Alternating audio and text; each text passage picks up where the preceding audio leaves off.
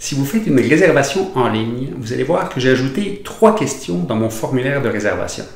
Ce sont des questions qui peuvent paraître bizarres, mais bien sûr, il y a une raison très logique, et la voici. Dernièrement, le Journal de Soleil a rapporté des cas d'attouchement sexuel commis par des massothérapeutes hommes dans la région de Québec. C'est épouvantable pour les victimes, c'est décourageant pour les clients, et c'est un mauvais coup pour les massothérapeutes hommes.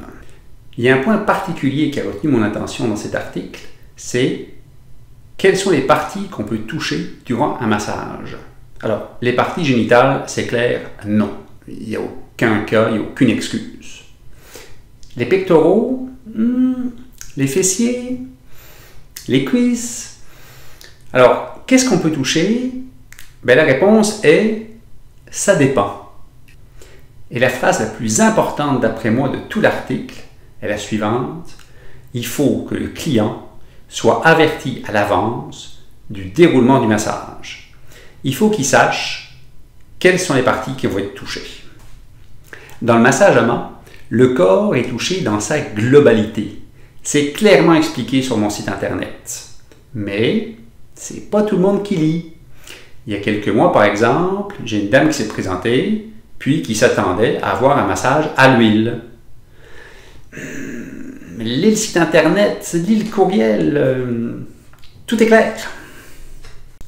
Donc, pour éviter toute confusion, j'ai ajouté ces 3 questions-là. Puis, c'est vraiment préventif. Ça va servir probablement une fois aux 10 ans. Mais, comme ça, pas de mauvaise surprise. C'est que maintenant que c'est réglé, vous pouvez liker la vidéo, parce que c'est toujours, puis passer à autre chose. Mais ce que j'aimerais surtout que vous reteniez de cette vidéo, c'est ceci. Si pendant un massage, vous vous sentez inconfortable, si vous trouvez que le massothérapeute, là, il fait quelque chose que ça vous met mal à l'aise, peu importe la raison, vous avez le droit de dire « je ne suis pas à l'aise, on arrête ça ». C'est votre droit, utilisez-le. En conclusion, oui, il y a des cas parfois qui dérapent, qui ne devraient pas exister. Puis je suis vraiment désolé pour les victimes. Heureusement, ce sont des cas qui sont marginaux. Et je pense que des articles comme ça vont aider à sensibiliser le public.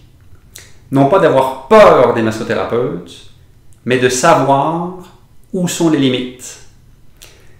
Si vous êtes chez un massothérapeute et vous sentez que les gestes vous mettent mal à l'aise, dites stop.